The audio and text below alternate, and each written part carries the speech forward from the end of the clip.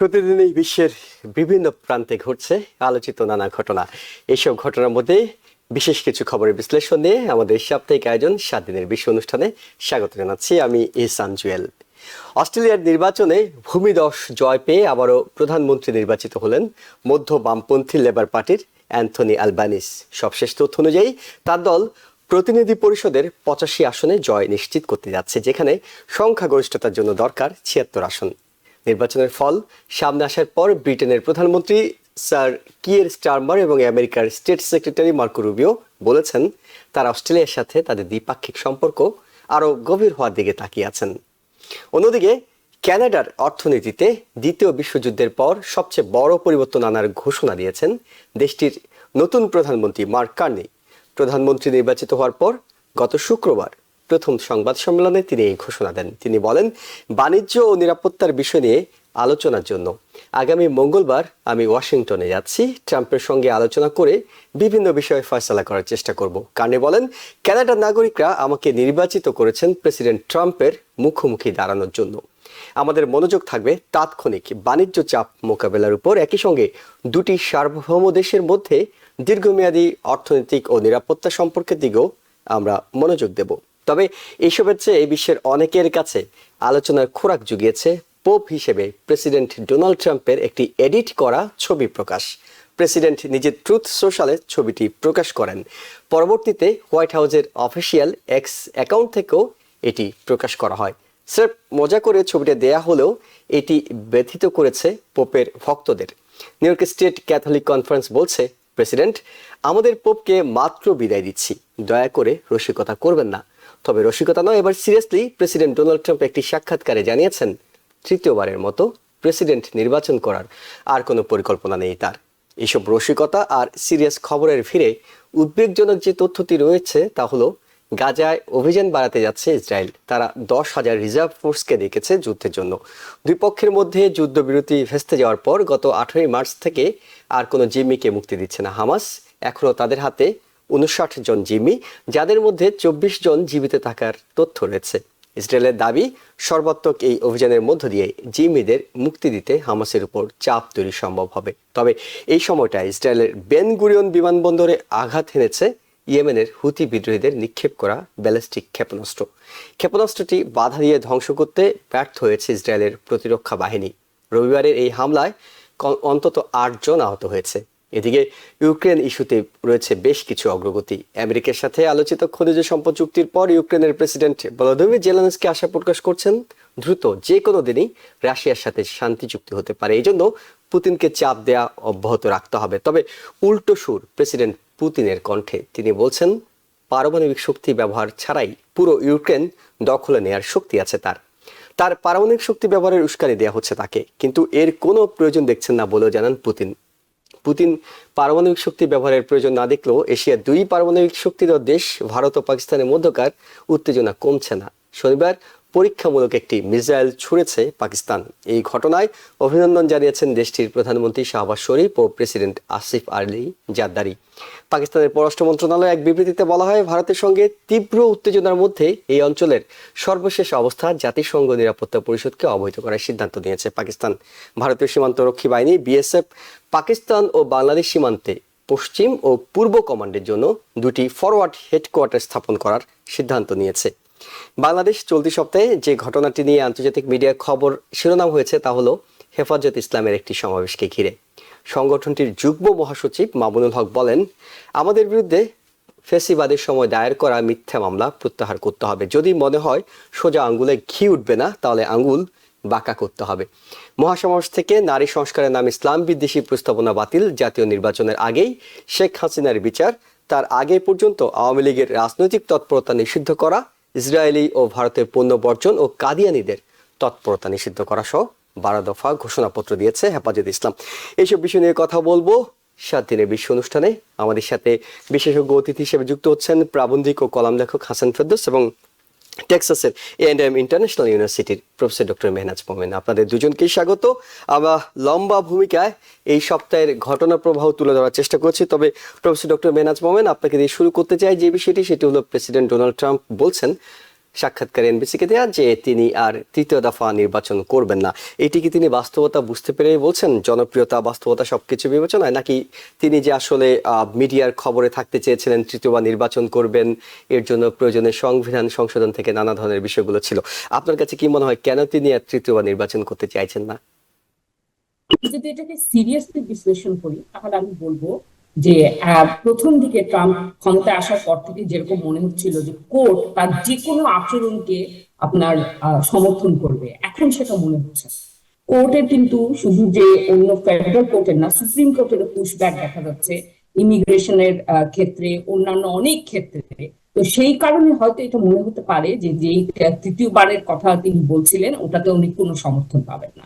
এটা হচ্ছে একটা সিরিয়াস অ্যানালিসিস। এবং এর পাশাপাশি এটাও বলতে হবে যে ট্রাম্প যখন যেভাবে যা মনে হয় ইম্পালসিভ ভাবে বলেন, এবং যখন এটা বলেছিলেন যে তৃতীয়বারের জন্য উনি রান করবেন, তখন কিন্তু অনেক মানুষ আপনার বিভিন্ন ক্যাপ মার্চেন্ডাইজ অর্ডার করেছে যেখানে ট্রাম্প 2028 লেখা, সেগুলো কিন্তু এখন এক্সিস্ট করে। কিন্তু এখন পরিস্থিতি অনেক দিক থেকে মানে তার যেই একটা জনসমর্থন ছিল, যদিও যেই জনসমর্থনকে উনি যেভাবে ম্যান্ডেট দাবি করেন সেটা কোনো সময় ছিল না, তারপরও তার জনসমর্থন অনেক কমে আসছে। অর্থনৈতিক অনেক দুর্দিন আমাদের সামনে আছে, তো এই অবস্থাতে হয়তো জনসমর্থন আরো কমবে। এই অবস্থাতে আপনার তৃতীয়বারের কথা বলাটা মনে হয় খুব সমীচীন না। তো হয়তো এই জায়গাটা ট্রাম্পের যত ইম্পালসিভ হোক না কেন, তার আবার একটা পলিটিক্যাল ইনটিউশন আছে, এইটা সেই সময় না, সেই কারণে উনি এটা থেকে পিছিয়ে এসছেন। কিন্তু এটার কিন্তু কোনো গ্যারান্টি নাই যে আবার উনি এই প্রসঙ্গ উত্থাপন করবেন। কিন্তু আমি এখানে একটা আশার জিনিস দেখছি যে জুডিশিয়ারি আপনার এক্সিকিউটিভ ব্রাঞ্চের যে ক্ষমতার অপব্যবহার, সেটার বিরুদ্ধে অল্প হলেও ক্ষীণ হলেও বাধা আপনার তৈরি করতে শুরু। হাসান ফেরদৌস ভাই, আপনার কাছে জানতে চাই, আপনার কাছেও কি মনে হয় যে আসলে ট্রাম্প তৃতীয়বার নির্বাচন করতে চাইছেন না ডক্টর মেহনাজ মোমেন যেমনটি মনে করছেন এই কারণে? কারণ আমরা তো দেখছিলাম যে তিনি এমনকি নির্বাচনের জন্য ফান্ড সংগ্রহ করাও শুরু করে দিয়েছিলেন। প্রচুর মানুষ তাকে নির্বাচনী তহবিলে অর্থ দেওয়ার জন্য তৃতীয়বারের জন্য রাজি ছিল। সেই অবস্থায় 100 দিনের মাথায় তিনি মনে করলেন তিনি নির্বাচন করবেন না। তিনি তো এই ইস্যুটি আরো কয়েক বছর, অর্থাৎ আরো 1 বছর 2 বছর জিয়ে রাখতে পারতেন। সেটি না রেখে তিনি কেন এখনই সরে যাওয়ার কথা বলছেন? এবং আরো একটি কথা তিনি বলছিলেন যে তিনি পরবর্তীতে ভাইস প্রেসিডেন্ট ভ্যান্স অথবা মার্কো রুবিওকে দেখতে চান তার জায়গায়, অর্থাৎ প্রধান প্রেসিডেন্টের জায়গায়। জুয়েল, ট্রাম্প কি চায় সেটা ট্রাম্পই বলতে পারবে, কেমন? আমরা শুধুমাত্র কনজেকচার করতে পারি, আমরা ভাবতে পারি যে ব্যাপারটা কি ঘটলো। ট্রাম্প কখনই ব্যাপারটাকে খুব সিরিয়াসলি নেয়নি, তিনি জানেন তো ব্যাপারটা কি। তার মূল লক্ষ্য খবরের কাগজের শিরোনাম হওয়া। যেমন আমি একটা এক্সাম্পল দিয়ে বলি, আমি কানাডার নির্বাচনের কথা আমি একটু আগে বললাম। কানাডার নির্বাচনে ট্রাম্পের কারণে লিবারেল পার্টি হেরে যাওয়ার কথা 8 থেকে 10 পয়েন্টে, তারা আবার ফিরে এসছে। এবং তিনি বলছেন যে আমার জন্যই কিন্তু লিবারেল পার্টি ক্ষমতায় আসলো। তার মানেটা কি? তার জন্য এই পার্টি হারার কথা, তারা জিতলো। উনি বলছেন আমার জন্য, মানে উনি এখানেও তিনি ক্রেডিট ক্লেম করছেন। This is what Trump is. Trump চান খবরের শিরোনাম হতে, সে খবর ভালোই হোক আর মন্দই হোক। এটা 1 নম্বর। 2 নম্বর, বাস্তবতাটা কি? মেনাজাবা মোটামুটি বুঝিয়ে বলেছেন বাস্তবতাটা কি। ভেরি সিম্পল বাস্তবতা। আমরা দুটো দেশের কথা বললাম, অস্ট্রেলিয়া এবং কানাডা। 2 দেশেই ট্রাম্পের বিরোধিতার কারণে ট্রাম্প যে দলকে সমর্থন করবেন তারা হেরেছে। যে দুটি লোক ট্রাম্পের মতো ব্যবহার করছিল অস্ট্রেলিয়াতে এবং কানাডাতে, তারা হেরে গেছে এবং তারা বড় দুঃখ প্রকাশ করেছে, ভাই ভুল করেছি। এটা একটা ব্যাপার। আর 2 নম্বর, এই 100 দিনের রিপোর্ট কার্ডটা পেয়েছি আমরা। রিপোর্ট কার্ডটা কি? হচ্ছে যে আমেরিকার মাত্র 42% লোক তাকে পছন্দ করে। 42%, কোন কোন হিসাবে আরো কম, 39%। আমি অ্যাভারেজ করছি 42%। আরো ভয়াবহ খবর কি, যে তার এই প্রথম কোয়ার্টারে আমেরিকার জিডিপি 0.31% কমে গেছে, যেটাকে অনেকে মনে করছেন যে আমেরিকা মুদ্রাস্ফীতির 1 ধাপ সামনে এগিয়ে আসলো। আমরা তাকে কি কারণে নির্বাচন করেছিলাম? আমেরিকার মানুষ কেন তাকে ভোট দিয়েছিল? এই ভেবে যে তিনি জিনিসপত্রের দাম কমাবেন। প্রধান কারণ, তিনি দ্রব্যমূল্য কমাবেন। অন্য কারণ, বড় কারণ ইমিগ্রেশন, সেখানে দিয়ে সফল অর্জন করেছেন, কিন্তু এটা মানতে হবে যে বড় সাকসেস তার হয়েছে। কিন্তু সাধারণ মানুষের যে দৈনিক ডেলি যেই সত্য, যেটা আমাদেরকে আঘাত করে, আমার পকেট বুক ইস্যুস, সেই পকেট বুক ইস্যুসে কিন্তু ট্রাম্প কমপ্লিট ফেলিয়ার। উনি কালকে পরশু কি বললেন, যে ট্রেড ওয়ারের ফলে দাম একটু বাড়তে পারে সাময়িক। উনি আরো কি বললেন, যে বাচ্চারা 30টা পুতুল না কিনে 2টো পুতুল কিনবে। তার জবাবে সবাই কি বলছে, যে লোকটির কোনো ধারণা নেই এদের সাধারণ লোক কিভাবে বাস করে। সাধারণ লোক কটা পুতুল কেনে তার কোন ধারণাই নেই, মানে এত তিনি ডিটাচ। তো এই সত্যগুলি তিনি জানেন না, বোঝেন না তা তো নয়। আরো ভয়ের কথা কি, এটা কোনো ভয়ের কথা না, এটা ঠাট্টা করে বলা। ভয়ের কথা তিনি বলেছেন গতকাল সিবিএস এর সাথে, এনবিসির সাথে। উনি কি বলছেন, যে ডিউ প্রসেসটা মানা তিনি তার জন্য মানতে হবে কিনা তিনি জানেন না, কোর্টের আদেশ তাকে মানতে হবে কিনা তা তিনি জানেন না, শাসনতন্ত্র তাকে অনুসরণ করতে হবে কিনা আই ডু নট নো। তিনি কিন্তু শপথ নিয়েছেন, যখন তিনি শপথ নিলেন অ্যাজ প্রেসিডেন্ট, কি বলেছেন, আমি আমেরিকার শাসনতন্ত্র অক্ষরে অক্ষরে মেনে চলবো, আপহোল্ড করবো। আর তিনি আজকে কি বলছেন, যেটা তাকে অনুসরণ করতে হবে আমি জানি না। এটা হচ্ছে রিয়াল অ্যালার্মিং ব্যাপার। অন্য বাকি সবকিছু, পোপের ছবি বলো আর কি বলে কানাডা নিয়ে ঠাট্টা বলো, গুরুত্বপূর্ণ নয়। যখন তোমার প্রেসিডেন্ট বলেন যে তিনি আইন মানতে বাধ্য কিনা তা তিনি জানেন না, সেটাকে আমি খুব বিপজ্জনক খবর বলে মনে করি। কিন্তু এখনো রিপাবলিকানরা তার উপর আস্থা রাখছেন, এবং অনেকে, আপনি বলছিলেন অ্যাপ্রুভাল রেটের কথা বলছিলেন, কোথাও 39, কোথাও 41, কোথাও 42, এমনকি আমরা ফক্স নিউজের অ্যাপ্রুভাল রেটও দেখেছি তার অনেক কমে গেছে তাদের জরিপে। কিন্তু তিনি দলের জন্য, কিংবা তিনি দেখছেন যে আগামী দিনে তিনি জেডি ভ্যান্স, মার্কো রুবিওকে প্রস্তুত করার কথা বলছেন। অন্যদিকে আমরা যদি ডেমোক্র্যাটদের কথা বলি, ডেমোক্র্যাটদের মধ্যে এখন পর্যন্ত ট্রাম্পের নীতিগুলোকে প্রতিবাদ করার মতো, সেগুলোকে আটকে দেওয়ার মতো কোন রকম পলিসি এখন পর্যন্ত দেখা যাচ্ছে না। জো বাইডেনকে আমরা দেখেছিলাম অনেকদিন পরে সে কথা বলেছেন, কামালা হ্যারিস সম্প্রতি একটু কথা বলেছেন, কিন্তু ওনাদের উপর যে আস্থা নেই সেটা তো প্রমাণিত। নতুন করে এখন আলোচনা আসছে যে দুজন মানুষের বিষয়টি একটু আপনার মতামত জানতে চাই। একটা হলো ইলিনয়েসের গভর্নর, অন্যজন তো আমাদের কংগ্রেসম্যান আলেকজান্দ্রিয়া ওকাসিও-কর্টেস। ওরা কি যে ধারায় ডেমোক্র্যাটদেরকে পরিচালিত করতে পারছে, ট্রাম্পের এই আগ্রাসী মনোভাবের বিপরীতে গিয়ে তারা কতটুকু টিকবে বলে আপনি মনে করেন? দুটো জিনিস এখানে, একটা হচ্ছে ট্রাম্পের ব্যবহারের রিয়াকশন। এই ট্রাম্প পলিসি ফেল করছে, এর পাল্টা আমরা কি পলিসি দিচ্ছি। এখন পর্যন্ত আমরা কোনো পলিসি প্রেসক্রিপশন পাইনি ফ্রম দ্য ডেমোক্র্যাটস, এটা একটা। আমরা এখন কি দেখছি, আমরা মূলত ক্যাম্পেইনটা চালাচ্ছে আমাদের বার্নি স্যান্ডার্স, ভারমন্ট থেকে নির্বাচিত স্বতন্ত্র সেনেটর, এবং এওসি আমাদের নিউ ইয়র্কের আলেকজান্ডার ওকাসিও-কর্টেস। তারা কি করছে, which I think is very effective, তা হচ্ছে তার দেশ জুড়ে আমাদেরকে সাবধান করছে যে ডোনাল্ড ট্রাম্প কতটা আমাদের জন্য বিপজ্জনক। তার মূল কথাই হচ্ছে যে এই যে অলিগার্করা এখন ক্ষমতার কেন্দ্রে চলে এসছে, তারা কতটা তোমার স্বার্থ বিরোধী। যে তোমার স্বার্থকে প্রোটেক্ট করছে না, প্রোটেক্ট করছে তাদের স্বার্থ। যে সমস্ত 16 জন বিলিয়নিয়ার আমরা দেখেছি ট্রাম্পের উদ্বোধনী দিনে, তাদের স্বার্থ। That's a very important message. ইলিনয়ের গভর্নর প্রিটসকার প্র্যাকটিক্যালি আননোন লোক, তাকে কজন চেনে, তার নামটাও কজন জানে না। এওসি অনেক বেশি পপুলার আমাদের দেশে, নিউ ইয়র্কে অবশ্য বলছি আমরা, আমাদের কনটেক্সটে, কিন্তু পুরো মার্কিন যুক্তরাষ্ট্র জুড়ে এরা এখনো অপরিচিত নাম। কি করতে হবে এর জন্য? প্রথমত একটু অপেক্ষা করতে হবে। এখনো কিন্তু আমরা পুরোপুরি ফলাফল পাওয়া শুরু করিনি। ট্রাম্প এখনো জনপ্রিয় অ্যামাং হিজ বেস, তার বেসের মধ্যে ট্রাম্প এখনো জনপ্রিয়।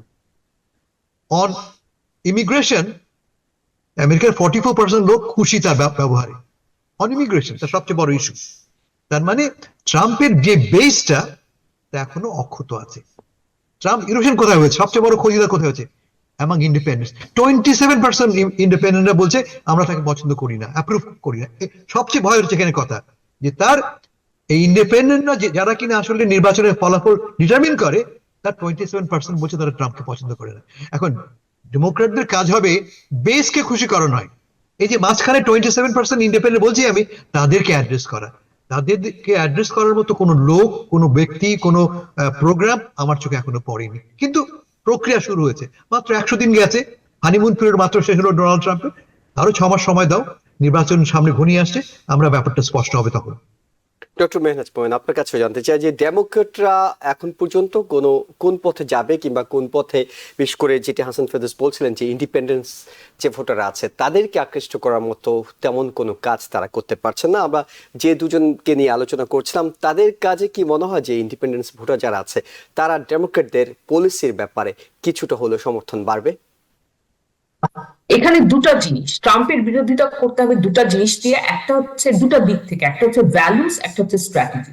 ভ্যালুস এর কথাটা একমাত্র আমরা দেখবো যে ডেমোক্রেটের মধ্যে বার্নি স্যান্ডার্স, এওসি বা এই ধরনের বামপন্থী, তারা ধরেন এমন ধরনের, বা বামপন্থী বলবো না, প্রগতিশীল যে পার্টটা, হ্যাঁ প্রগ্রেসিভ, তারা এমন ধরনের কি বলবো মানে পলিসি তারা নিতে চায়, অ্যাডপ্ট করতে চায় যেগুলো ভ্যালুর দিক দিয়ে রিপাবলিকান পলিসির বিপরীতে। কিন্তু মুশকিল হচ্ছে তাদের আপনার ডেমোক্রেটিক পার্টির ভিতরেই তাদের সমর্থন খুবই কম, এবং ডেমোক্রেটিক পার্টি বারবার তারা যখন পপুলার হয় তাদের এই পপুলারিটি আপনার ধ্বংস করার জন্য তারা উঠে পড়ে লাগে। এখন আরেকটা দিক হচ্ছে স্ট্র্যাটেজি। এখন আমরা স্ট্র্যাটেজিটা আশা করব যারা লিডারশিপ পজিশন আছে সেই জায়গা থেকে, কিন্তু আমি এখানে বলবো চাক শুমার, আপনি যদি তার স্ট্র্যাটেজি দেখেন, উনি একটা কঠিন চিঠি পাঠিয়েছেন ট্রাম্প অ্যাডমিনিস্ট্রেশনকে, মানে এরকম স্ট্র্যাটেজি আমি জীবনে কখনো শুনিনি, এত উইক কোন স্ট্র্যাটেজি। আমরা কিন্তু স্ট্র্যাটেজিক্যালি ওরা যে কথাটা বলছে, ওরা একটা জিনিসই বলতে পারে যে আমরা ট্রাম্প নই, কিন্তু সেটা দিয়ে কিন্তু ভোটারকে অ্যাট্রাক্ট করা যাবে না। আমরা যে ট্রাম্প নই, আমরা কি প্রপোজ করব এটার বিপরীতে, ট্রাম্পের পলিসির বিপরীতে, এই জিনিসটা স্পষ্ট করতে হবে। এটা কিন্তু কেউ করছে না, মানে বিশেষ করে আপনার যারা কি বলবো মানে যারা কি বলে মেইন স্ট্রিম ডেমোক্র্যাটরা, তারা কিন্তু কিছুই করছে না, এবং তারা কিন্তু অনেক সময় পেয়েছে। এবং আপনি যদি কামালা হ্যারিসের ক্যাম্পেইনটাও দেখেন, শুধুমাত্র বাইডেনের যে সমস্ত পলিসিগুলো সেগুলোকেও ভালো মতো যদি হাইলাইট করা যেত এবং ওই ভ্যালুস এর দিকটার সাথে আপনার মানুষের সাথে, ভোটারদের সাথে সংযোগ করা যেত যে কেন এইটা দরকার, সেটাতে কিন্তু তারা কোনোভাবেই সফল হতে পারছে না। হ্যাঁ, আরেকটা জিনিস বলবো যে মানে সময়ের কথাটা, সময় মানে পলিটিক্যাল সময় কিন্তু ডিফারেন্টলি কাউন্ট হয়। এখন কিন্তু সময় আমাদের ধরতে হবে মিড টার্মে কি হবে, এবং ট্রাম্পের এখন পর্যন্ত যে তার পারফরমেন্স, এটাতে মনে হয় মিড টার্মে ডেমোক্র্যাটরা অনেক ভালো করবে। কিন্তু তারা যতবারই আপনারা ভালো করে, তারা এই কারণেই ভালো করে কারণ ট্রাম্প খুবই খারাপ কাজ করছে। কিন্তু তারা যদি এই কারণে ভালো না করতে পারে যে তারা ভোটারদেরকে আকর্ষণ করছে, তখন এই ইন্ডিপেন্ডেন্টদেরকে ধরে রাখতে পারবে না। আর আপনার আমেরিকার ইলেকশনের যে সিস্টেমটা, ট্রাম্পের যে বেস, যেটা মনে করেন 30-35%, সেটা একদম স্টেবল। যেটা ট্রাম্প যাই করুক না কেন, উনি নিজে দাবি করেছিলেন যদি ম্যানহাটনে কাউকে গুলি করলেও উনি সমর্থন হারাবেন। উনার 1/3 আমেরিকানরা তার এরকমই অন্ধভক্ত। ওই জায়গাটা আসলে ছেড়ে দিতে হবে। শুধু যে ইন্ডিপেন্ডেন্ট তা না, আরো অনেক রিপাবলিকান ভোটার আছে যারা ট্রাম্পকে ভোট করেছে, ওই জায়গাটাতে ডেমোক্র্যাটদের ওইখানে কাজ করতে হবে। কিন্তু ওদেরকে আকৃষ্ট করার জন্য তাদের অন্য পলিসি আপনার উত্থাপন করতে হবে, যেটার জন্য তারা ভাববে যে হ্যাঁ আমরা ডেমোক্র্যাটদের ভোট দিব। এই জায়গাটা কিন্তু যখন পলিসি তারা উত্থাপন করে, সেটাকে ওইভাবে প্রেজেন্ট করতে পারে না যেটা মানুষকে অ্যাট্রাক্ট করে। এইটা তাদের একটা সাংঘাতিক বড় দুর্বলতা। জি, হাসান ফেরদৌস ভাই, আমরা একটু প্রসঙ্গটা পাল্টে গাজার প্রসঙ্গে ফিরতে চাই। গাজায় ইসরায়েলের পক্ষ থেকে আইডিএফ বলছে যে তারা রিজার্ভ ফোর্সকে কল করছে এবং তারা চাপ তৈরি করতে চায় হামাসের উপর, যাতে তাদের সব জিম্মিদেরকে ফেরত পাওয়া যায় যে কজন জীবিত আছেন। এবং একই সঙ্গে উল্টো আমরা দেখলাম যে আজকেই ইসরায়েলের বিমানবন্দরে পাল্টা হামলা চালিয়েছে হাউথি এবং মিসাইল উৎক্ষেপণ করেছে। সবকিছু মিলে প্রেসিডেন্টের তো একটা পলিসি ছিল গাজা নিয়ে, কিন্তু সেটা কিছুটা ইউক্রেন সামনে চলে আসাতে একটু ধীর কিংবা স্থির মনে হচ্ছে। গাজার বিষয়ে পরবর্তীতে আসলে কি ঘটতে যাচ্ছে বলে আপনার কাছে মনে হচ্ছে? আমার বিবেচনায় Gaza is a lost cause. তার মূল কারণ, যারা গাজাকে সমর্থন করবে তারা সবাই চুপ মুখে কুলুবাইতে বসে আছে। আরবরা, ইজিপ্ট, জর্ডান, কাতার, সৌদি আরব, এরা সবাই কোনো দায় দায়িত্ব নিতে তৈরি না। তার কারণ গাজাটা ডিসপেন্সেবল, ছেড়ে দেওয়া যায়, একে বাদ দেওয়া যায়। একে বাদ দিলে ডোমেস্টিক্যালি, রিজিওনালি, ইন্টারন্যাশনালি কোনো ক্ষতি হবে না এদের। ফলে গাজাটা আমাদের যতটা উদ্বিগ্ন আমরা হই, ওরা ততটা উদ্বিগ্ন না। তুমি যদি পত্রিকা হেডিং দেখো, মিডল ইস্ট পত্রিকা হেডিং দেখো, গাজায় 26 জন শিশু মারা গেল। আমি খুব কেয়ারফুলি ফলো করেছি কাতারি নিউজ মিডিয়া বুঝবার জন্য কি হচ্ছে, গালফের সবচেয়ে ইম্পর্টেন্ট কান্ট্রি। সবচেয়ে বড় খবর ছিল গত সপ্তাহের আগের সপ্তাহে কাতারে না নতুন রানওয়ে হয়েছে। ইজিপ্টে বড় খবর ছিল কি, সেখানে নতুন ট্যাক্সি সিস্টেম চালু হয়েছে। গাজার খবরটা প্রায় থার্ড পেজে একটা খবরের মতো হয়ে দাঁড়িয়েছে, আছে ফার্স্ট পেজে কিন্তু প্রায় অনুল্লেখ্য। তার কারণটা, গাজা এদের জন্য একটা প্রবলেম। যদি পাবলিকের ডিমান্ড না থাকতো, গাজা নিয়ে কোনো কথাই তারা বলতো না। গাজা নিয়ে যে কথা বলি আমরা, অনেক বেশি কথা বলে কিন্তু কলম্বিয়ার ছাত্ররা, অনেক বেশি কথা বলে আয়ারল্যান্ডের পলিটিশিয়ানরা, আরবরা না। বলে গাজা, আনফর্চুনেটলি এই ট্র্যাজেডিটা আমাদেরকে দীর্ঘদিন, আমাদের রোহিঙ্গাদের মতো অনেকটা, রাইট। রোহিঙ্গা নিয়ে কেউ কোনো জানতে কথা হচ্ছে বলছে না। আপনাকে। এই 12 লক্ষ লোক আমাদের চোখের সামনে না খেয়ে মরছে, 12 লক্ষ লোক। তাদের দৈনিক ভাতা ছিল 150 টাকা, কমে এখন 50 টাকা বলে হয়েছে। আমি আন্দাজি ফিগারটা, মেবি আই এম রং। কারণ পয়সা নেই। গুতেরেস সাহেব কি বলে গেলেন, আন্তর্জাতিক ফান্ডিং নেই। সেম থিং উইথ গাজা, আন্তর্জাতিক ফান্ডিং নেই। কারণ এটার কোনো পলিটিক্যাল ওয়েট ক্যারি করে না কারোর জন্য, কোনো দেশের জন্য এটা কোনো পলিটিক্যালি একটা সমস্যার সৃষ্টি করছে না, বিশেষ করে আরব দেশগুলির জন্য। আরবরা উল্টো মনে করে যে আমার জন্য, ইজিপ্ট মনে করা যায়, ইজিপ্ট কেন সাইনাইতে আসতে দেয় না? আমি সাইনাই পর্যন্ত গেছি গাজা হয়ে, কেন দেয় না? তার কারণ, দুটো কারণ। প্রথমত, যদি আমি অ্যালাউ করি অথবা গাজা নিয়ে আমি বেশি চেঁচামেচি করি, সবচেয়ে বেশি কারা লাভবান হয়? Islamic Brotherhood. সবচেয়ে বেশি লাভবান হয় ইসলামপন্থী দলগুলি। এটাকে আমি অ্যালাউ করবো কেন আমি? এটা 1 নম্বর। আর 2 নম্বর, এর ফলে হামাসের মতো তাদের চোখে টেরোরিস্ট সংগঠনগুলি অ্যাক্টিভ হওয়ার সুযোগ পেয়ে যায়। বলে এটা অ্যালাউ করবো কেন আমি? অ্যালাউ করার কোনো কারণ, এটা হলো গিয়ে ইজিপ্টের রেশনাল এটা। আর আমরা এখানে বসে লোক মরছে, লোক মরছে, লোক মরছে, দুঃখে আমাদের বুক ফেটে যাচ্ছে, কিন্তু কার্যকর ভাবে আমরা কিছু করতে পারছি না। আমেরিকা তো করবেই না। কে করবে? আলটিমেটলি কে করবে? এই উত্তর আমি জানি না। 70 বছর ধরে এই খেলা দেখছি আমরা, অথবা আরো 70 বছর আমাদের দেখতে হবে। এবং ক্রমান্বয়ে কি হবে? পলিসি স্ট্র্যাটেজিটা কি ইসরায়েলের? যে হামাস গাজার 1/3 তারা নিয়ে নিচ্ছে, গাজার 1/3 তারা সামরিকীকরণ করে ফেলছে। এই হামলার প্রথম দিনই মনে আছে আমার, স্মোত্রিচ বলেছিলেন যে আমরা জায়গা দখল করব। সেটেলমেন্ট মন্ত্রী উনি বলছেন যে আমরা জায়গা দখল করবো, এবং দখলকৃত এলাকায় আমরা যে সমস্ত সৈন্য এই যুদ্ধে যুক্ত হয়েছে তাদের জন্য আমরা বাড়িঘর করে দেবো। যুদ্ধে সে অক্টোবরের কথা বলছি আমি। এই 2 বছর পরে, এক বছর পরে সেই পলিসি তারা ইমপ্লিমেন্ট করতে যাচ্ছে। 1/3 তারা নিয়ে নিচ্ছে, বাকি 1/3ও তার ইজিপ্টের কাছে যে বর্ডারটা, সেই বর্ডারের সামরিক সেটেলমেন্ট তারা স্থাপনা সেখানে প্রতিষ্ঠা করবে। আর ইসরায়েলের সঙ্গে যে অংশটা, সেটা হবে বাফার জোন। 1/3 লিটারালি ইসরায়েলের সঙ্গে এই উত্তরের অংশটুকু বাফার জোন, এবং এটা প্রতিবাদ করার কেউ নেই। জাতিসংঘ তো নেই, আমেরিকা তো নেই, আরবরাও নেই। ফলে আনফর্চুনেটলি এদের দুঃখ কষ্ট ছাড়া আর কি আছে আমি জানি না।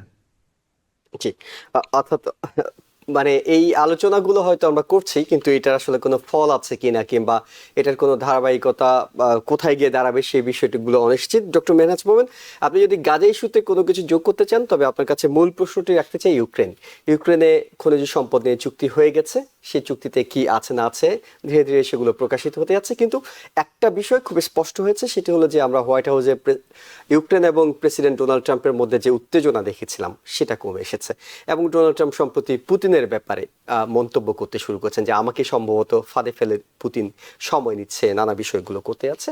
এবং জেলেনস্কি খুব পজিটিভলি আজকে বলেছেন যে যে কোনো দিন হয়তো এই শান্তি চুক্তিটি হতে পারে, তবে পুতিনকে চাপ দিতে হবে।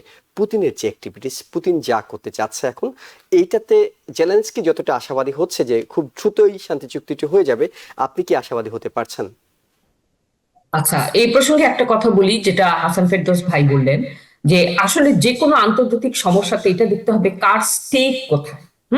তো আপনার এই ইউক্রেন রাশিয়ার ব্যাপারে এখন যেহেতু আমেরিকার সাথে ইউক্রেন একটা চুক্তি হয়েছে, এখন আমেরিকার একটা স্টেক আছে, তারা চাচ্ছে যে শান্তি চুক্তিটা হোক, যাতে ইউক্রেনের যে সমস্ত খনিজ সম্পদ বা ইউক্রেনের ডেভেলপমেন্টে তারা যে ভূমিকা রাখতে চায়, তারা যে প্রফিট করতে চায় সেটা যাতে করতে পারে। এর আগ পর্যন্ত এই স্টেকটা ছিল না, এর আগ পর্যন্ত স্টেকটা ডিফারেন্ট ছিল, যেখানে আপনার রাশিয়াকে পরাস্ত করে মানে বাইডেন আমলের কথা বলছি, তখন ইউএস তার ক্ষমতাকে আরো আরো আপনার শক্ত করতে চেয়েছিল। আর গাজার ব্যাপারে এটাই দুঃখজনক, কারো স্টেক নাই।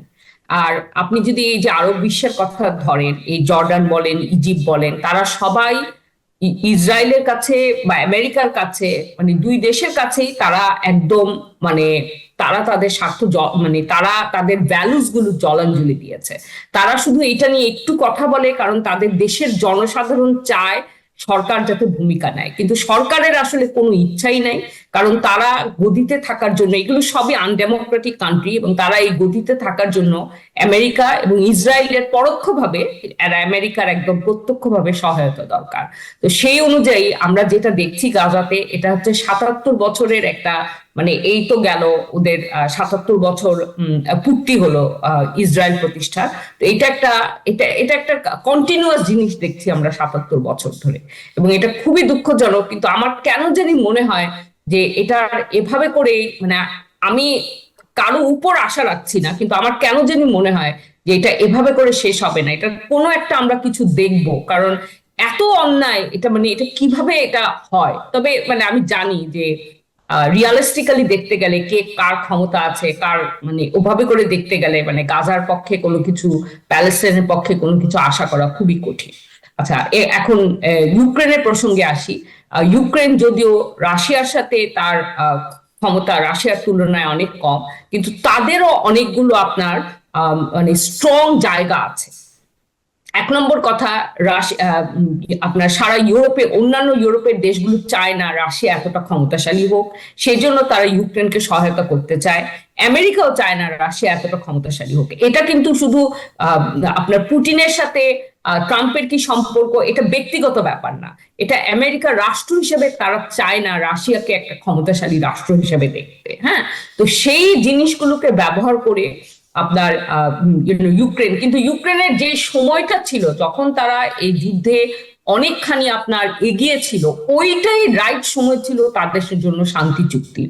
এখন কিন্তু যত দেরি হচ্ছে, যে শান্তি চুক্তির যে শর্ত মেনে করতে হবে, ওই শর্তগুলো তাদের জন্য, তাদের পক্ষে যাবে না, অনেকখানি হয়তো টেরিটরি দিতে হবে।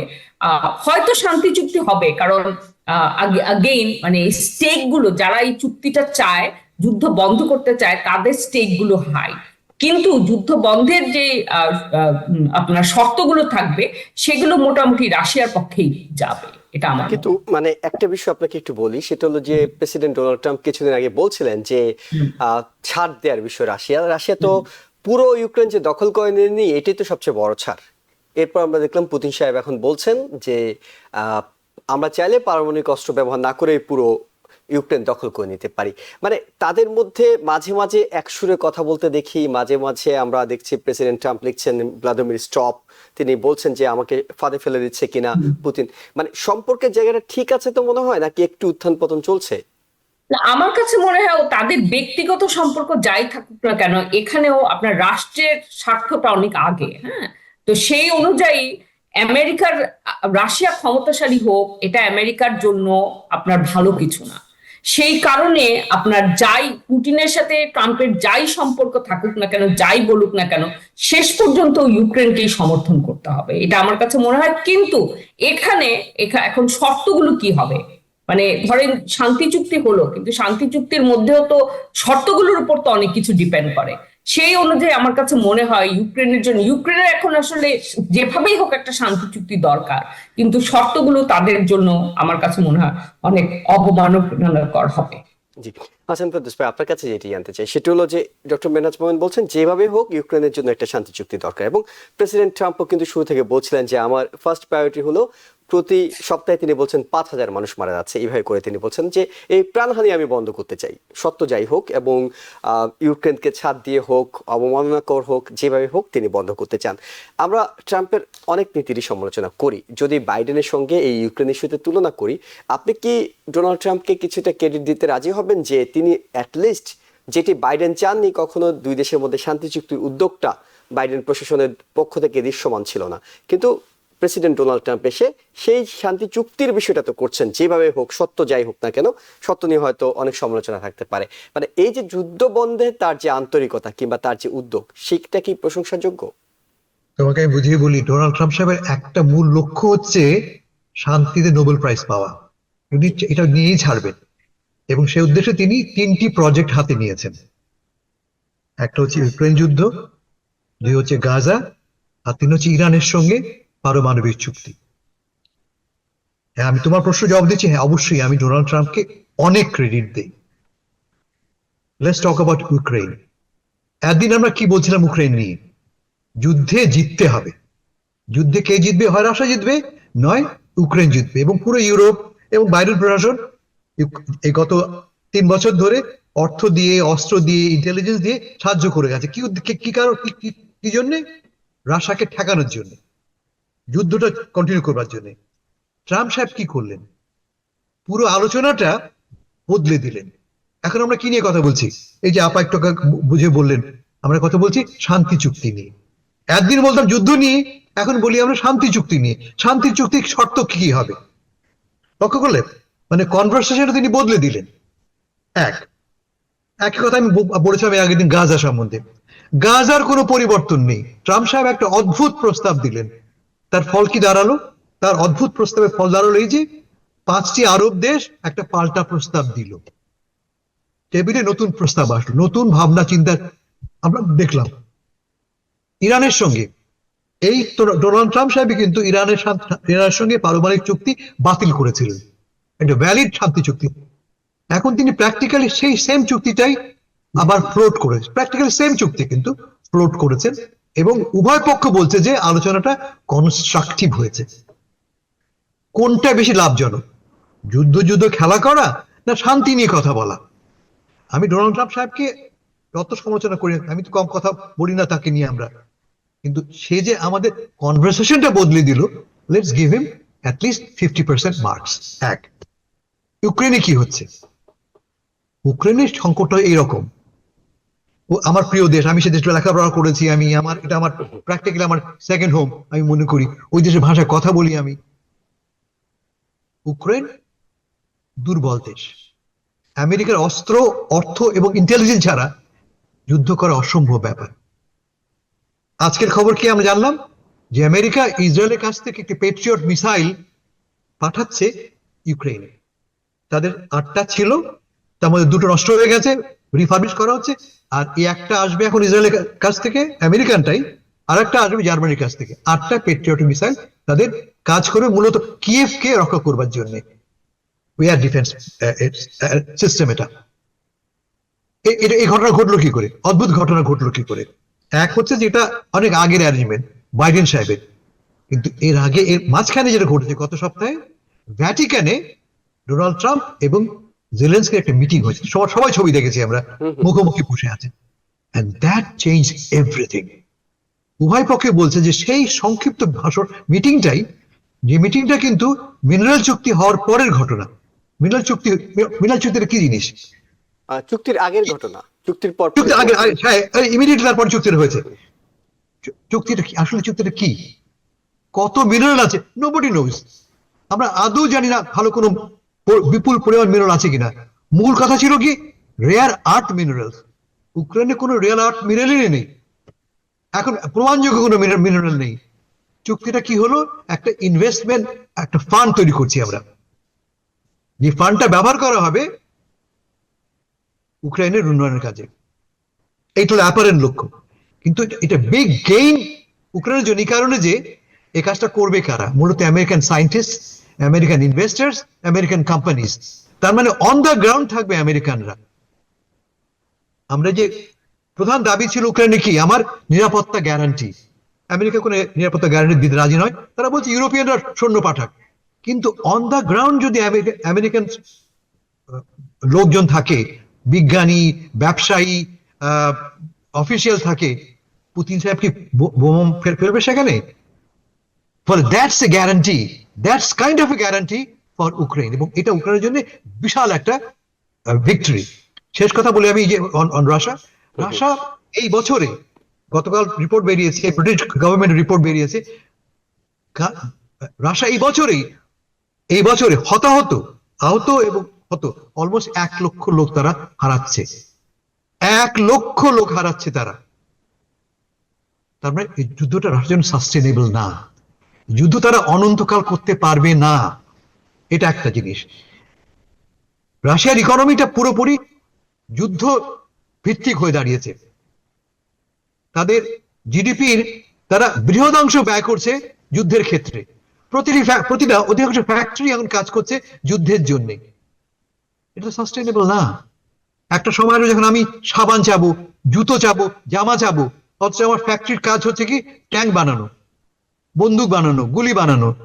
তার মানে রাশিয়া যখন যুদ্ধ থামবে কতটা পিছিয়ে যাবে সে, এবং খুব শিগগিরই লোকে ডিমান্ড করা শুরু করবে, আমার জামা কই, আমার জুতো কই, আমার সাবান কই।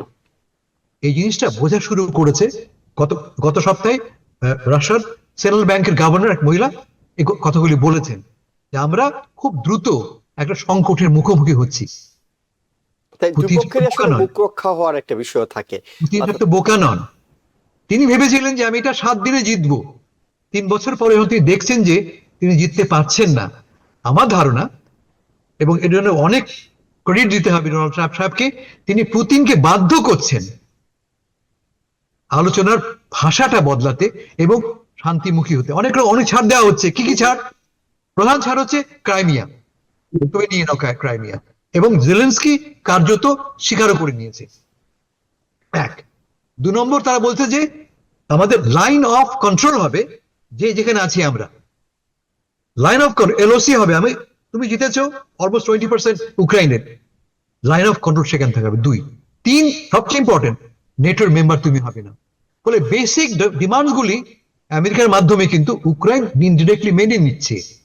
সো শান্তির পথটা তৈরি হচ্ছে, এবং আমি কোয়াইট ডেফিনেট, যেহেতু রাশিয়ার পক্ষে আর সাস্টেন করা পসিবল নয়, এবং তার মেজর গোলস গুলি অলরেডি ফুলফিল হয়ে গেছে, আমার ধারণা যে আমরা আগামী 6 মাসের মধ্যে, ওভারনাইট হবে না, আগামী 6 মাসের মধ্যে একটা শান্তি চুক্তির ফ্রেমওয়ার্ক আমরা দুপক্ষ থেকেই পাবো। জি, ডক্টর মেহনাজ মোমেন, আপনার কাছে জানতে চাই কাশ্মীর প্রসঙ্গে খুব ছোট্ট করে, সেটা হলো যে আমরা যেটা বলছিলাম গাজা ইস্যুতে যেমনটা আরব দেশগুলোর জনগণের চাপে সরকাররা অনেক কিছু করতে হয়, অনেক স্টেটমেন্ট দিতে হয়, কাশ্মীর ইস্যুটাতে ভারত পাকিস্তান মুখোমুখি হচ্ছে, যুদ্ধ একটা আওয়াজ আছে কিন্তু খুব বেশি প্র্যাকটিক্যালি নেই, যদিও পাকিস্তান একটা মিসাইল উৎক্ষেপণের খবর আমরা পেয়েছি। আপনার কাছে কি মনে হয় দুই দেশের জনগণের চাপে সরকাররা এটা করছেন, নাকি আসলে তারা আরেকবার যুদ্ধ করতে পারেন? এখানে একটা দেশেরই একটা ন্যাশনাল ইগো, এটা এই আমরা যখন থেকে পার্টিশন হয়েছে 1947 এর পর থেকে, তখন থেকে দেখছি যে এই কাশ্মীর ইস্যুটা, এটা এমন একটা স্টেলমেট, এমন একটা জায়গা হয়ে গেছে যে দুই দেশের কোনো দেশ কোনোভাবেই তারা একটা সমঝোতায় আসতে চায় না, কিন্তু কারণ সেখানে তাদের ন্যাশনাল ইগোতে অনেক আঘাত আনবে। তো আমার কাছে মনে হয় যে এটা দুই দেশের জনগণের ঠিক ওরকম চাহিদা আছে তা না, কিন্তু এটা একটা কি বলবো, এটা একটা ট্রেডিশনের মতো, এটা যেটা বললাম ন্যাশনাল ইগোর একটা জায়গা। কিন্তু আমি আশা করছি যে এই যে বিভিন্ন রকমের আমরা পদক্ষেপ দেখছি, এটা আশা করি এটা একটা সিম্বলিক পদক্ষেপ হিসেবে থাকবে। কারণ এখন আমি আরেকটা যে জিনিসের কারণে আমি আশা করছি যে এটা যুদ্ধে রূপান্তর হবে না, কারণ আপনার পুরো এশিয়াতে একটা অন্যরকম একটা ডেভেলপমেন্টের একটা আমরা ওয়েভ দেখতে পাচ্ছি। তো এখন এশিয়ার কোনো দেশই সেইটার কোনো ক্ষতি করতে চায় না। কাজে আমি আশা করব যে যাদের মানে মাথা আর শান্ত, মানে তাদের মতামতগুলি প্রাধান্য পাবে, এবং এই ইন্ডিয়া পাকিস্তানের এই যে মানে এই বহু বছরের এই কাশ্মীরকে ঘিরে যে কনফ্লিক্ট, সেটা আরো বড় কিছু হবে না, এটা আমি আশা করছি। আমরা একটু হাসান ফেরদৌস ভাই, আমাদের হাতে সময় কমে যাচ্ছে বলে বাংলাদেশ প্রসঙ্গে ফিরতে চাই। আমি এটা নিয়ে বলতে চাই, আমি এই একটা ইস্যুতে আপনার সঙ্গে এগ্রি করতে পারছি না। আচ্ছা আমরা সব বিষয়ে এগ্রি করেছি। ব্যাপারটা কি হচ্ছে পাকিস্তানে, হ্যাঁ। এই ঘটনার এক সপ্তাহ আগে আসিফ মনির একটা ভাষণ দিয়েছে, ভাষণটা পড়ে দেখবে। সেনা প্রধানের, হ্যাঁ। পাকিস্তানে সবসময় সামরিক বাহিনী ভারত কার্ডটা ব্যবহার করে নিজেদের ক্ষমতা ধরে রাখবার জন্য। একটা বিখ্যাত কথা আছে না শশী থারুরের, যে সব দেশের একটা আর্মি থাকে, পাকিস্তান আর্মির একটা দেশ আছে, যা খুশি তারা করতে পারে। কিন্তু পাকিস্তানে সামরিক বাহিনী খুব অজনপ্রিয় হয়ে উঠেছে। একটা প্রধান কারণ ইমরান খান, ইমরান খান, হ্যাঁ। দেশের সবচাইতে পপুলার লোকটা জেলে। এক, 2 নম্বর, পাকিস্তান সামরিক বাহিনীকে সরকারিভাবে 1 মিলিয়ন একর জমি দেওয়া হচ্ছে, কৃষি জমি দেওয়া হচ্ছে, সেমি অ্যারিড, কম উর্বর জমিতে। 1 মিলিয়ন মানে 10 লক্ষ একর জমি দেওয়া হচ্ছে। পানি নেই, তারা রেগুলার পানি নদী থেকে কেটে তারা 6টি ক্যানাল বানাবে, শতদ্রু, ঝেলাম ইত্যাদি নদী থেকে কেটে 6টা তারা ক্যানাল বানাবে, এটাকে উর্বর করবার জন্য। তো যদি পানি নিয়ে নেওয়া হয় নদী থেকে, ক্ষতিগ্রস্ত হবে কারা? সাধারণ কৃষকরা, তারা পানি বঞ্চিত হবে। বলে তারা ক্ষিপ্ত হয়ে আছে। এই ক্ষিপ্ত হওয়ার সময়, এই যখন এই চূড়ান্ত একটা ক্ষিপ্ততার মধ্যে পৌঁছেছে, একদিকে অজনপ্রিয়, অর্থনীতি দুর্বল হয়ে পড়ছে, সামরিক বাহিনী সমালোচিত হচ্ছে, ইমরান খান জেলে আছে, এবং এই 1 মিলিয়ন একর তাকে দেওয়া হচ্ছে। এই সময় একটা ইস্যু দরকার সামরিক বাহিনী টিকে থাকবার জন্য। ইস্যুটা কি? ভারত ঠ্যাঙাও, ভারতকে টেনে নিয়ে আসো, যে ভারত আমাদের শত্রু। কি বলেছে আসিফ মনির? উনি বলছেন যে কাশ্মীর হচ্ছে আমাদের ধমনী, আমাদের জগুলার ভেইন, তিনি বলেছেন। আরো কি বলছেন তিনি? যে আমরা হিন্দু মুসলমান কখনো এক হব না, আমরা ভিন্ন ভিন্ন জাতি। এই ভাষণ তিনি দিচ্ছেন কেন? প্রভোগ করবার জন্য? না। এতে তো সন্দেহ নেই। আর এটা একটা অ্যাসপেক্ট। সেকেন্ড অ্যাসপেক্ট হচ্ছে যে গাজার মধ্যে কিন্তু আক্রমণটা ভ্যাকুয়ামে হয় নাই, এর পেছনে 70 বছরের অকুপেশন আছে। গাজায় যে কারণে হামাস আক্রমণ করেছে, অকুপেশন আছে। কিন্তু টেরোরিস্টরা অস্ত্র কোত্থেকে পায়, পয়সা কোত্থেকে পায়, ট্রেনিং কোত্থেকে পায়? আমরা জানি, খুব আমরা ভালো করে জানি, আমরা পাকিস্তান করে এটা। এখন ভারত কি করছে? আপনারা যেটা বললেন যুদ্ধ হবে না, আমি ঠিক উল্টো বলি, সীমিত আকারে যুদ্ধ হবেই। এটাকে বলে সার্জিক্যাল স্ট্রাইক। কারণটা কি? মোদি সাহেব এবং বিজেপি এটাকে এভাবে হাইপ করেছে। ইন্ডিয়ান মিডিয়া তুমি দেখো, যে কোনো মিডিয়া শোনো, কি বলছে তারা? আমাদের শুভেন্দু অধিকারী কি বলছেন? পাকিস্তানকে গাজা বানাতে হবে। হ্যাঁ, 260টা লাশ চেয়েছেন তিনি। পাকিস্তানকে গাজা বানাতে হবে, বাংলাদেশের কথাও তিনি বলেছেন। এই যে হাইপটা উঠলো, যুদ্ধ করতেই হবে, 71-এ ভুল করেছি পাকিস্তানকে অ্যালাউ করে, এই ভুলটা মানে মোদি সাহেবকে বাধ্য হয়ে ছোট আকারে স্ট্রাইক তো করতেই হবে। আর একটা কথা বলি আমি, মোদি সাহেব যখন ফিরে এলেন সৌদি আরব থেকে, তিনি কোথায় গিয়েছিলেন? তিনি গেলেন বিহারে। রেডিওতে না, টিভিতে না, সাংবাদিকের কাছে না, কোথাও কন্ডেম তিনি করলেন না, তিনি গেলেন বিহারে পলিটিক্যাল ক্যাম্পেইনে। তার ভাষণটা আমি পুরোটা শুনেছি। ভাষণের মূল অংশটাই তিনি রাজনীতি নিয়ে, কি কি করেছি আমরা, কি কি করবো আমরা। শেষ 5-7 মিনিট ইংরেজিতে বললেন, আমরা একটা টেররিস্ট ছাড় দেবো না। It was a political campaign, it was a political campaign. নির্বাচন নভেম্বরে নির্বাচন সামনে রেখে তারা ক্যাম্পেইন করছেন। এবং যেই পরিমাণ হিন্দু মুসলমান বৈরিতা সৃষ্টি হয়েছে ভারতে, অবিশ্বাস্য। গতকাল উত্তর ভারতে, জায়গাটা মনে পড়ছে না আমার, এক মসজিদের ইমাম, তিনি মাইক্রোফোনে, রেডিও মাইক দিয়ে আজান দিচ্ছেন, এই জন্য তাকে 2 লক্ষ টাকা জরিমানা করা হয়েছে। তিনি সিম্পলি আজান দিয়েছেন, আজানটা জোরে হয়েছে নাকি, 2 লক্ষ টাকা, এবং তাকে 6 মাসের জন্য আর ইমামতি করতে দেওয়া হবে না। এই পর্যায়ে পৌঁছে গেছে বৈরিতা। এবং এই জন্য বলছি আমি, মোদি সাহেবকে পলিটিক্যালি সার্ভাইভ করবার জন্য ছোট আকারে হলেও তাকে একটা স্ট্রাইক তাকে করতে হবে। কেন ভারত ফুল ফ্লে যুদ্ধ করতে পারবে না, তার কারণটা বলে শেষ করছি আমি। ভারতের রাফলি আছে 1.5 মিলিয়ন সোলজার্স, রেগুলার 1.5 মিলিয়ন, 15 লক্ষ, যার মেজরিটি স্টেশন কোথায়? চায়না সীমান্তে। তাদের না সরিয়ে আনলে যুদ্ধ করা পসিবল না। পাকিস্তানের প্রায় 6 লক্ষ, 0.6 মিলিয়ন তাদের soldier, standing soldier, active soldier, তারা সবই কিন্তু এই সীমান্তে। যদি যুদ্ধ করতে ভারতকে, তাহলে বড় একটা অংশ ফিরিয়ে আনতে হবে চায়না সীমান্ত থেকে। আর চায়না কার বন্ধু? পাকিস্তানের বন্ধু। ফলে ভারত কোনোভাবেই চায়নার সীমান্ত থেকে সৈন্য সরিয়ে এখানে আনবে না। সে কারণেই ভারত চাইলেও পূর্ণমাত্রা যুদ্ধ তারা করতে পারবে না। বাট পলিটিক্যাল সার্ভাইভ করার জন্য মোদী সাহেবকে ছোট আকারে হলেও একটা আক্রমণ করতে হবে। এবং এটা আসলে তার নভেম্বরের নির্বাচনে বৈতরণী পার হওয়ার একটা বিষয় থাকবে, এর সঙ্গে সম্পর্ক থাকবে। এবং আপনি যেটা বলছিলেন যে পাকিস্তানের সেনাবাহিনীরও একটি বিষয় আছে, যদি আমরা দেখছিলাম যে ইমরান খান, খেলাটা দুদিকেই চলছে। এবং ইমরান খান বন্দী থাকলেও তিনি কারাগার থেকেই সমর্থন জানাচ্ছেন, অর্থাৎ পাকিস্তান সেনাবাহিনীর এই সরকারকে এই ইস্যুতে সমর্থন জানাচ্ছেন। আমরা আসলে বাংলাদেশ প্রসঙ্গে আলোচনা করতে চেয়েছিলাম, কিন্তু আমাদের সময় শেষ হয়ে গিয়েছে। হয়তো পরের সপ্তাহে আমরা আবারও এই বিষয়টি নিয়ে আলোচনা করব। আপনাদের দুজনকে অসংখ্য ধন্যবাদ আমাদের সময় দেওয়ার জন্য, আপনাদের গুরুত্বপূর্ণ মতামতের জন্য, এবং একই সঙ্গে দর্শক যারা দেখছিলেন তাদের সবাইকে ধন্যবাদ জানিয়ে শেষ করছি আজকের মতো এই সপ্তাহের বিশ্ব। আগামী রবিবার রাত 10টায় আবারও দেখা হবে। ভালো থাকবেন।